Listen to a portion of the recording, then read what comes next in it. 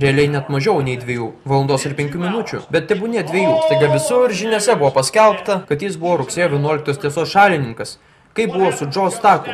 Po 2 valandų, kai tai nutiko, aš išėjau į eterį po valandos, kai tai nutiko ir sakiau, kad jie to apkaltins arbatinės grupės, kad jie tame apkaltins patriotinės grupės ir momentaliai atsirado pasisakymų, kuriuose iš manęs juokėsi, pasipylė laiškai ir sakė, žiūrėk, jis galvoja, kad tame apkaltins arbatinės grupės, bet vėliau būtent taip ir nutiko. New York Daily News, Austin American Statesman, begalėje kitų leidinių buvo kaltinamas Alexas Jonesas. London Guardian tai įvardino juodąja skyle, kad Austinas yra ta juodoji skylė, kad tai yra dėl to šėtoniškos žiniasklaidos imperijos, kuri man priklauso, nors pats savęs tiek nevertinu, kiek jie. Ir kad aš esu šio didžiulio blogio centre. Ne, mes esame tie, kas priešinasi jų blogiui. Ir Austinas yra vienas iš pasipriešinimo centrų, bet ne dėl Alexo Joneso, o dėl jūsų. Ir suprantu, kad jie suvokia, kad jei aš imuosi veiksmų, jei atidengiau šiuos žmonės, jei pasisakiau prieš korupciją, tuomet bus padarinių, nes istorija tai patvirtina. Bet aš neįsivaizdavau, kad vien nuo manęs bus toks didelis poveikis. Bet vienintis kartu, tyriant ir tampant labiau informuotais, mes tampam nesustabdomais. Mes siunčiam žinutę dabar visiems žiūrintiems per internetą, ar net tiems, kas žiūrės po 5 metų, ir taip pat esančiai čia nuostabiai miniai tiesos ieškotojų susirinkusių čia šiandien. Kiekvienas iš jūsų be išimties turite matyti savyje dinamišką lyderį fronto linijose, kovoje už gėrį, už mūsų sielas, už žmonės ir už žmonijos likimą.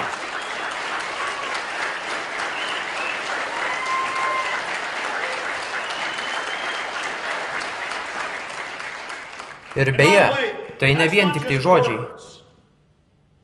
Tai ne tik žodžiai. Aš jau 15 metų kariauju prieš korupciją ir vis mokausi ir esu padaręs klaidų ir buvo pakilimų, bet aš esu geranoriškas žmogus ir vis daugiau išmokstu. Ir aš žinau, kokia pavojinga yra mano padėtis.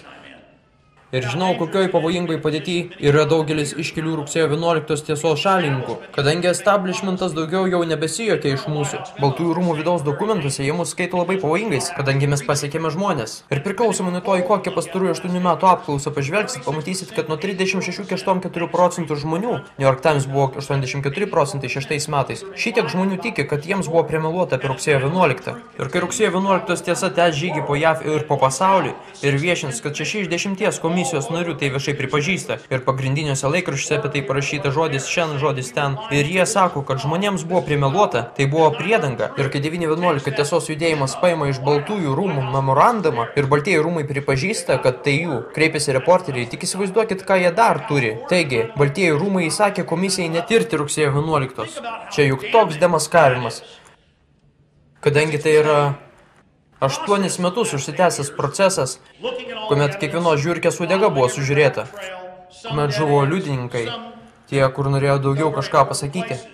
Iki tokio lygio, kad dabar mes turime savanorių padėjėjų, 10 milijonų žmonių visame pasaulyje, kurie stebi, gilinasi, skaito, klausosi, korporacijose, Pentagone, Kongresų rūmuose, policijos departamentuose, įstatymų leidybos organų pastatuose.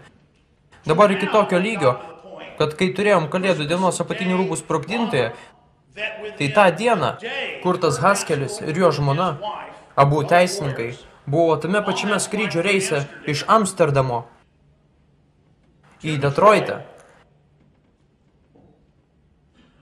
Ir kai tik jie pamatė kilusius dūmus, jie negirdėjo sprogimo, jie iškart atkreipė dėmesį į tai, ką pamatė, ir prisiminė, kad jį įleido į lėktuvo kostiumuotas vyriškis ir praleido be paso, apeinant nuogo kūno skanerį ir apsaugą.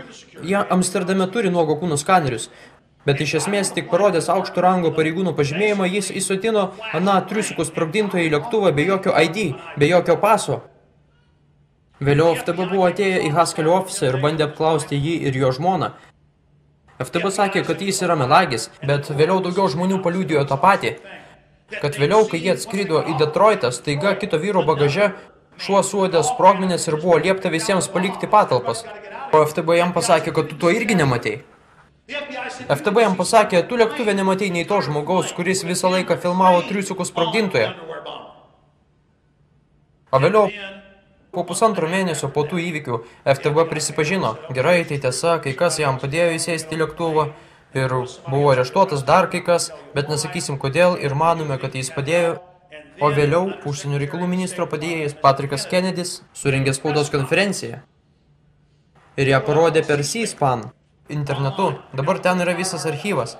Ir jis pasakė, neįvardinta JAV žvalgybos tarnyba įsakė duoti jam vizą ir padėti įsėsti į lėktuvą. 100% pakišimas. O triusikų sprogdintojas manė, kad jis dalyvauja pratybose. Ir tas pats kartojasi kiekvieną kartą. Fort Hoodas. Akivaizdus įrodymai, kad tas vyrukas buvo žvalgybos įrankis, kuris tikėjo, kad išbaidys radikalius musulmonus. Jis kontaktavo su tuo Aliki vyruku, kuris nuolatos panašiomis aplinkybėmis paruošdavo atpirkimo ožius. Jie 2 metus žinojo, kad jis grasino nužudyti žmonės, bet užslaptino jo e-mailus kaip nacionalinio saugumo objektą. Ir tą dieną Fort Hoode, tarp kitko, vyko masinio šaudymo pratybos. Pagalvokite apie tai. Tai yra scenarijus, kuris kartojasi kiekvieną kartą. Bet grįžkim prie faktų, kad dabar mes visur turim akis ir ausis. Šį kartą, kai jie surengė šią operaciją lėktuve per Kalėdas, tai 9-11 tiesos kovotojai irgi buvo tame lėktuve. Kurtas Haskeris yra 9-11 tiesos kovotojas.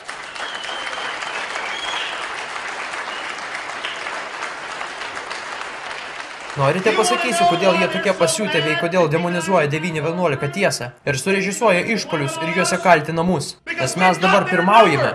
Mes žinome, kad jie yra teroristai. Mes žinom, kad jie surežisuoja beveik visus tuos išpolius.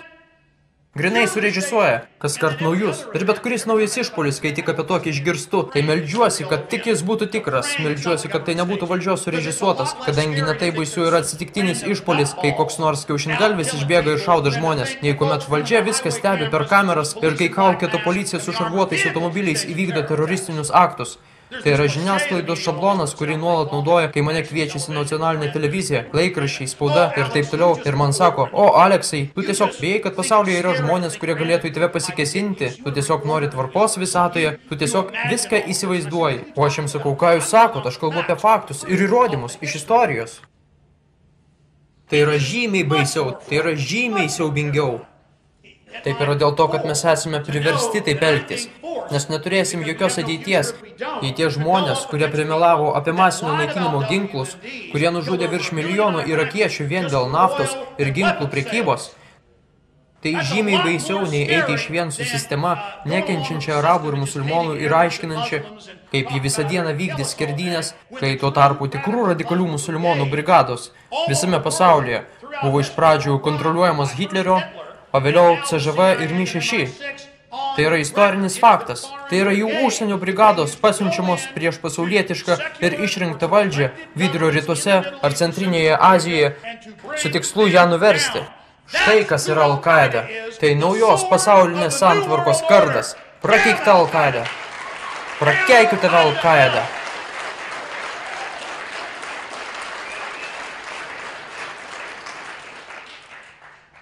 Nenoriu daugiau kalbėti, nes noriu duoti daugiau laiko architektams ir inžinieriams bei daktarui Bobui Baumanui, kurie tu jau ateis.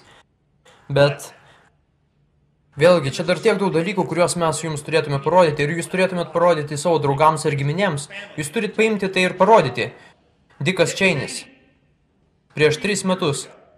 Dar pamenu kalbėjau su Rėju Magovernu, buvusiu Reigano ir Bušo žvalgybinės informacijos raportuotojų. Ir jis eteryje pasakė, pasaulis randasi ties padėtim panašia į Tonkinų įlankos incidentą arba į situaciją prieš karą Golfo įlankoje, pietinėje jos dalyje.